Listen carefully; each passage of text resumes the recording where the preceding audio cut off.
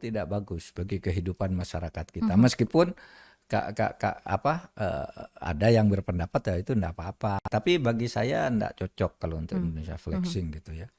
Menampakkan kemewahan, hedonis dan sebagainya itu menurut saya enggak tepat. Nah, terkadang istri pejabat itu kadang-kala juga berlebihan kan, menggunakan suaminya untuk cari sesuatu yang tidak benar lalu hanya untuk flexing.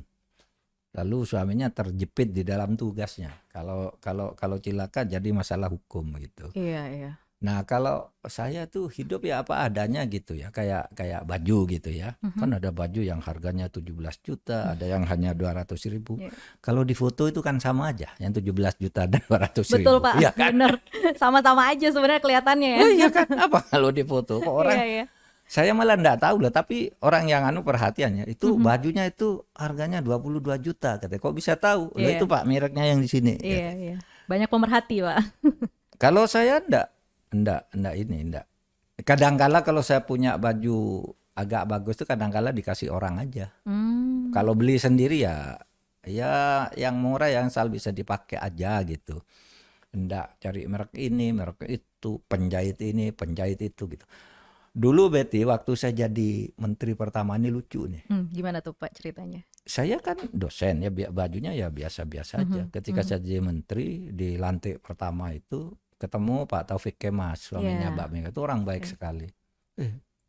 Dek katanya, kamu jadi menteri bajunya enggak pantas tuh.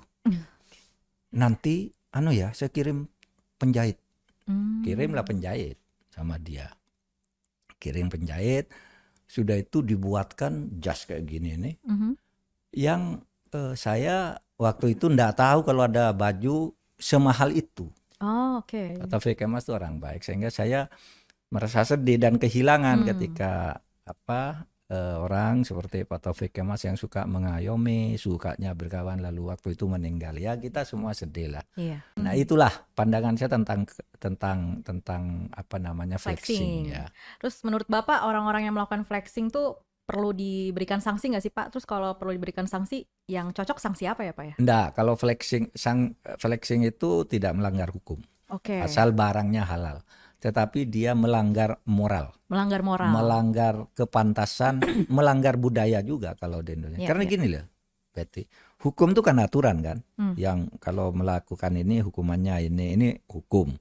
Tapi di atas hukum itu kan ada moral. Sebelum jadi hukum itu kan moral, agama, etik.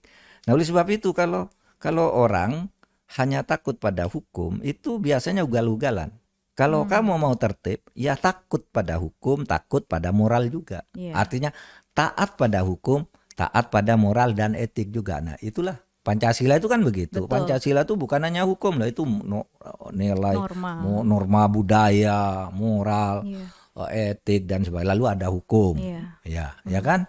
Nah kalau mau orang Indonesia baik, ya taati Pancasila itu bukan hanya hukumnya, tetapi nilai-nilai etik dan moralnya. Wah hebat tuh. Oh iya, berarti sebenarnya tidak melanggar hukum tapi itu melanggar norma dan melanggar moral norma hukum, moral, etika, agama gitu kan. Betul, kepantasan Pak, itu semua kan cara kita hidup secara baik. Betul Pak. Maka kadang-kala sekarang ini kalau orang korupsi itu, saya enggak melanggar hukum. Kenapa?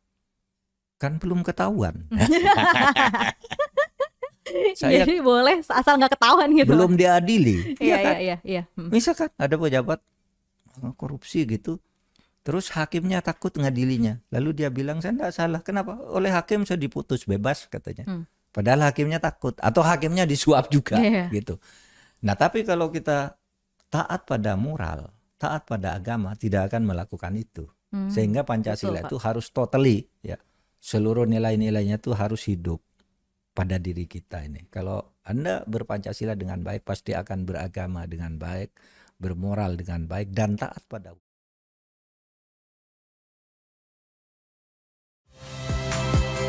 Saya Nitya Anissa, saksikan program-program Kompas TV melalui siaran digital, pay TV, dan media streaming lainnya. Kompas TV, independen, terpercaya.